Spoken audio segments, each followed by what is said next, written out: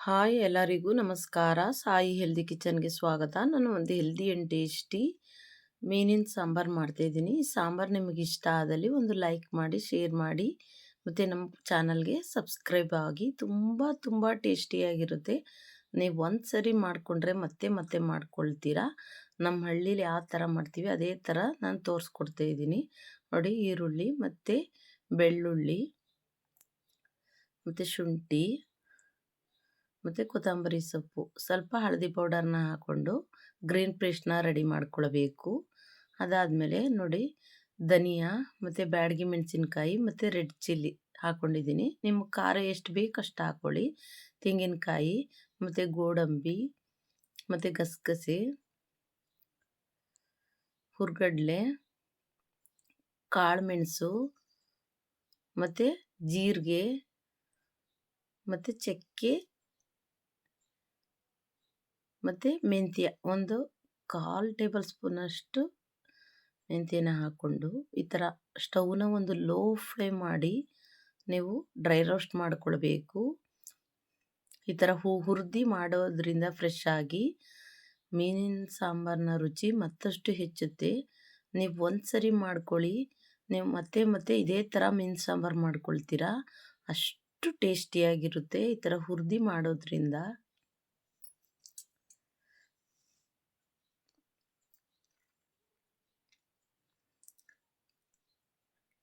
ನೀವೇನಾದರೂ ಪುಡಿ ಹಾಕಿ ಮಾಡೋದಾದರೆ ನೀವು ಬೇಳೆ ಸಾರು ಪುಡಿನೇ ಹಾಕಿ ನಾನು ಹಾಕಿರ್ತಕ್ಕಂಥ ಇಂಗ್ರೀಡಿಯೆಂಟ್ಸ್ ಎಲ್ಲ ಸೇರಿಸಿ ಮಾಡ್ಬೋದು. ನೋಡಿ, 2 ಟೊಮೊಟೊ ಹಾಕಿ ರುಬ್ಕೊಂಡಿದ್ದೀನಿ. ಮತ್ತು ಕುಕ್ಕಿಂಗ್ ಆಯಿಲ್ ಹಾಕ್ಕೊಂಡು ಅದು ಬಿಸಿ ಆದಮೇಲೆ ನಾವು ಗ್ರೀನ್ ಪೇಸ್ಟ್ ರೆಡಿ ಮಾಡ್ಕೊಂಡಿದ್ವಲ್ಲ ಅದನ್ನು ಹಾಕ್ಕೊಂಡು ಒಂದು ಹಸಿ ವಾಸನೆ ಹೋಗೋವರೆಗೂ ಚೆನ್ನಾಗಿ ಫ್ರೈ ಮಾಡ್ಕೊಳ್ಬೇಕು.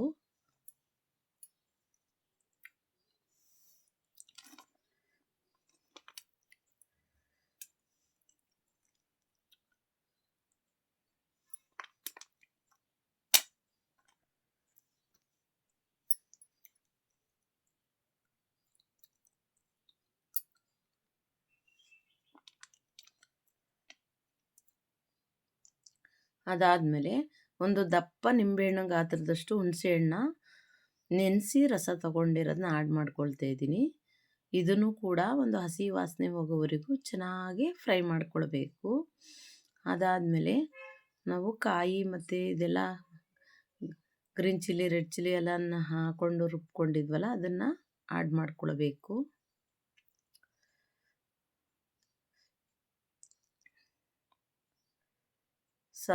ಗ್ರೀನ್ ಚಿಲ್ಲಿ ಎಲ್ಲ ರೆಡ್ ಚಿಲ್ಲಿ ಮತ್ತು ಕಾಯಿ ಗೋಡಂಬಿ ಎಲ್ಲ ಆಡಿಸಿದ್ವಲ್ಲ ಅದನ್ನು ಹಾಕಿ ಒಂದು ಹಸಿ ವಾಸನೆ ಹೋಗೋವರೆಗೂ ಫ್ರೈ ಮಾಡ್ಕೊಳ್ಬೇಕು. ನೋಡಿ, ಸಾಂಬಾರು 2 kg ಮೀನು ಕೂಡ ಹಾಕ್ಬೋದು, ಅಷ್ಟು ಸಾಂಬಾರಿದೆ ಇವಾಗ. ಇದು ಕ್ವಾಂಟಿಟಿ ನೋಡಿ, ಚೆನ್ನಾಗಿ ಈ ಥರ ನೋಡಿ ಇಷ್ಟು ತೆಳುವಾಗಿ ಮಾಡ್ಕೊಳ್ಬೇಕು ಮೀನಿನ ಸಾಂಬಾರನ್ನ. ಇವಾಗ ಇದು ಫಿಶ್ಶು, ಇದು ಹಾವು ಮೀನು ಥರ ಇರುತ್ತಲ್ಲ ಆ ಥರ ಫಿಶ್ಶು. ಇದರಲ್ಲಿ ಮುಳ್ಳು ಜಾಸ್ತಿ ಇರಲ್ಲ ಮತ್ತು ಬೇಯಿಸಿದ್ರೂ ಗಟ್ಟಿನೇ ಇರುತ್ತೆ, ಕಲ್ಚ್ಕೊಳ್ಳಲ್ಲ ಸಾಂಬಾರಲ್ಲಿ. ಜಾಸ್ತಿ ಕುದಿಸಿದ್ರೂ ಏನೂ ಆಗಲ್ಲ ಮತ್ತು ರುಚಿಯಾಗಿ ಟೇಸ್ಟಿಯಾಗಿ ಇರುತ್ತೆ. ಸಾಂಬಾರೆಲ್ಲ ಚೆನ್ನಾಗಿ ಹಸಿ ವಾಸನೆ ಹೋಗೋವರೆಗೂ ಉಪ್ಪು ಖಾರ ಎಲ್ಲ ಚೆನ್ನಾಗಿ ಬೆಂದಿದೆ. ಇವಾಗ ರುಚಿಗೆ ತಕ್ಕಷ್ಟು ಉಪ್ಪನ್ನ ಆ್ಯಡ್ ಮಾಡ್ಕೊಳ್ತಾ ಇದ್ದೀನಿ. ಅದಾದಮೇಲೆ ಮನೆ ತುಪ್ಪ, ಕಾಯಿಸಿರೋ ತುಪ್ಪನ ಆ್ಯಡ್ ಮಾಡ್ಕೊಳ್ತಾ ಇದ್ದೀನಿ, 1 ಸ್ಪೂನಷ್ಟು. ಈ ಥರ ತುಪ್ಪ ಆ್ಯಡ್ ಮಾಡೋದ್ರಿಂದ ಇದರ ರುಚಿ ಮತ್ತಷ್ಟು ಹೆಚ್ಚುತ್ತೆ. ಮತ್ತು ಇವಾಗ ಮೀನನ್ನ ಆ್ಯಡ್ ಮಾಡ್ಕೊಳ್ತಾ ಇದ್ದೀನಿ.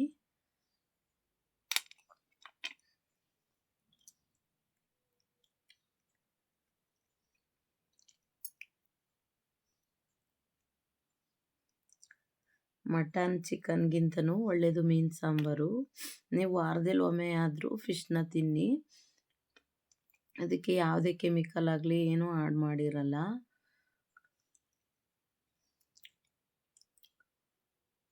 ಇವಾಗ ಇದಕ್ಕೆ ಸ್ವಲ್ಪ ಕೊತ್ತಂಬರಿ ಸೊಪ್ಪನ್ನ ಆ್ಯಡ್ ಮಾಡ್ಕೊಳ್ತಾ ಇದ್ದೀನಿ, ಸಣ್ಣದಾಗಿ ಹೆಚ್ಚಿ. ನೋಡಿ ಎಷ್ಟು ಚೆನ್ನಾಗಿ ಬೆಂದಿದೆ ಮೀನು.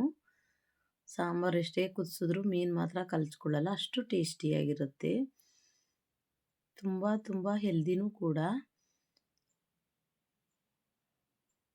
ನಾನು ಮಾಡಿರ್ತಕ್ಕಂಥ ಮೆಥಡಲ್ಲಿ ಒಂದ್ಸರಿ ನೀವು ಟ್ರೈ ಮಾಡಿ, ಮತ್ತೆ ಅದೇ ಥರ ಮಾಡ್ಕೊಳ್ತೀರಾ. ಎಲ್ಲರಿಗೂ ಧನ್ಯವಾದಗಳು.